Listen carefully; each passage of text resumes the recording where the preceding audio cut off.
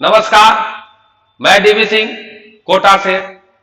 आज जो एडवांस का डेट अनाउंस किया है, इसलिए मैं एक छोटा सा प्रिपरेशन से रिलेटेड वीडियो लेकर आया हूं।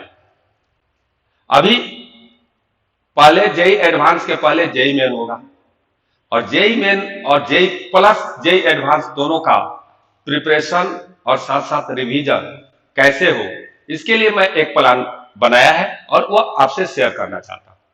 पहला क्या है कि दुनिया में कोई भी काम हम करते हैं तो उसके लिए एक माइंडसेट की जरूरत पड़ती है।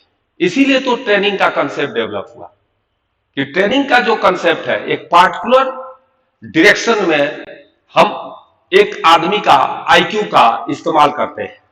तो मैं एक बात बताना चाहता हूं कि उसी प्रकार अगर हम जेई मेन देना चाहते हैं या एडवांस देना चाहते हैं तो उसका एक हमारे पास एक माइंडसेट होना चाहिए। इसलिए मैं आपको इस जेई मेन का रिवीजन अभी कैसे स्टार्ट करेंगे और कैसे करेंगे, इसके लिए एक प्लान बता रहा हूं। जैसा कि आप जानते हैं, जेई एडवांस के लिए एक 44 इयर्स जो पेपर्स हुए हैं जितने जेई एडवांस के, यानी आईआईटी जेई का पहले नाम नहीं था जेई एडवांस, उनको हर पब्लिशर निकालता है, हर पब्लिकेशन से वो बुक निकलती है, उसको आप खरीदें और उसमें क्या करें कि आप अभी चैप्टर वाइज उसको रिवाइज करें। कैसे करें? जैसे मान लीजिए कि आपने एक चैप्टर उठा लिया इलेक्ट्रिक करंट, तो उसमें इलेक्ट्रिक करंट में 44 इयर्स में जितने क्वेश्चन आए होंगे सब दिया हुआ और वह 44 इयर्स का क्वेश्चन में इलेक्ट्रिक करंट आपने चूज किया। तो एक दिन पहले आप क्या करें, एक कॉपी बनाएं। इतनी छोटी छोटी कॉपी आती है जो इजी हो, कहीं रख करके अपन पलट लिए। तो एक कॉपी बनाएं और उसमें क्या करें, इलेक्ट्रिक करंट एक दिन पहले, इस पेपर को बनाने के पहले इलेक्ट्रिक करंट को अच्छा से कॉपी को रिवाइज करें। देन आफ्टर दैट आप उसके शॉर्ट नोट्स बनाइए। शॉर्ट नोट्स 2-3 पेज का होना चाहिए, 3-4 पेज, 3 पेज से ज्यादा नहीं होना चाहिए, नहीं तो वो भी बुक हो जाएगा। तो 2-3 पेज का ऐसा होना चाहिए कि पूरी चैप्टर का अगर शॉर्ट नोट्स हमारे पास हो गया तो हम 10-15 बार उसको रिवाइज कर सकते। और उसमें फार्मूला होना चाहिए और कुछ बेसिक कंसेप्ट होनी चाहिए जो हम भूल जाते हैं, जो चीजें याद है उसको नहीं होना चाहिए उसमें। अब उस शॉर्ट नोट्स को बना लिए।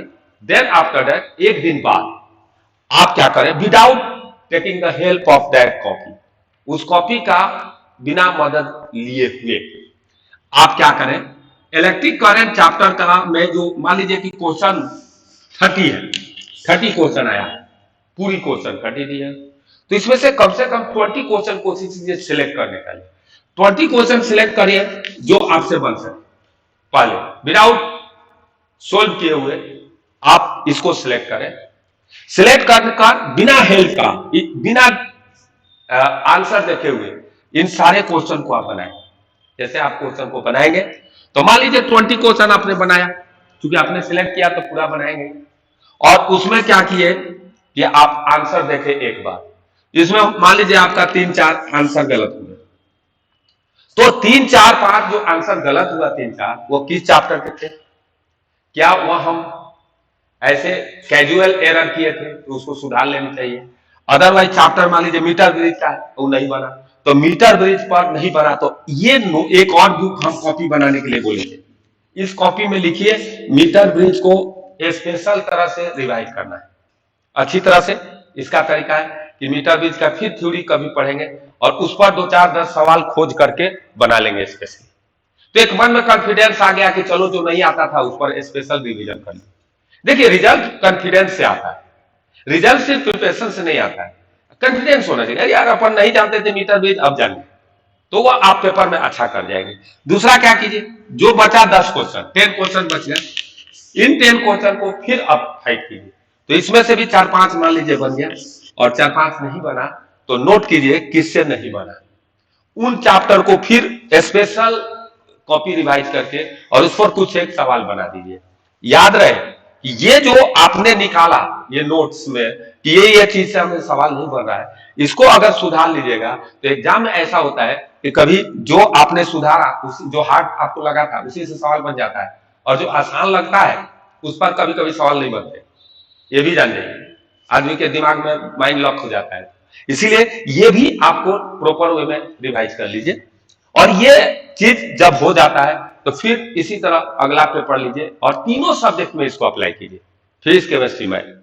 और एग्जाम जब जेईई मेन का नजदीक रहे तो ऑनलाइन जो पेपर हुए हैं अभी तक नए में, हर साल 8 पेपर्स हुए शायद 2 बार, तो बहुत सा पेपर हो जाते हैं इसमें 8 बने। आपको लगता है कि 24 शायद के आसपास, चाहे जितना भी पेपर हुआ होगा उसको लास्ट में बना लीजिए, क्योंकि ऑनलाइन पेपर का एक माइंडसेट होगा और वह ऑनलाइन पेपर में होगा कि जेईई एडवांस में कुछ एक चैप्टर नहीं रहते हैं जो जेईई मेन में है, तो उनका भी प्रॉपर वे में रिवीजन हो जाएगा।